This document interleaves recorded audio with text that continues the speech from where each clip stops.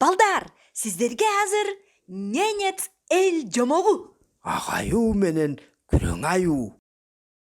Аудио жомогубуздун демөөрчүсү Рухеш ТВ каналынын өнөктөшү Зуля жеңил өнөр жай ишканасы. көркөм окугандар Назгүл Бейшеке О Шакир. бир күнү Токойдун күрөң аюусу түндүктөгү деңизге жөнөйт. Дал ошол учурда муз бойлогон деңизде жашоочу ак аюу түштүк жергесине бет алат.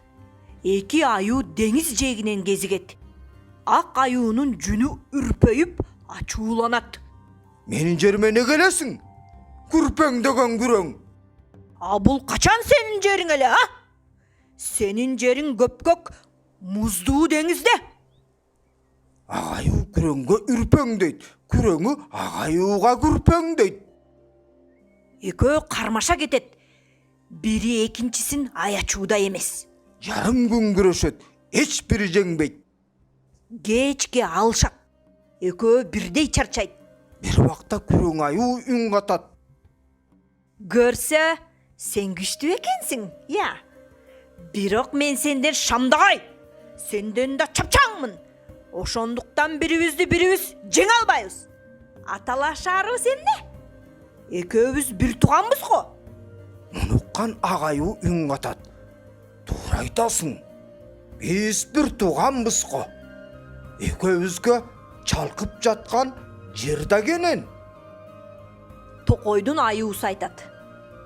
Ооба, менин кең токоюм турганда, мага сенин көк музуңа бышырып койпу. Деңиздин аюусу айтат. Амага сенин токоюңа бышырып койпу. Мен ал жакка өмүрү барбагам. Кел, бири-бирибиздин жерибизге көз артпайлы. Өз-өзүбүзчө жашайлы. Күрөң аюу токоюна кайтып, ак аюу муздуу деңизинде кала берет. Ошондон бери күрөң аюу токойду байырлап, ак аюу деңизди байырлап жашайт экен. Экөө тең бири-бирине тийишпейт дешет. Кыргызчалаган О Шакир.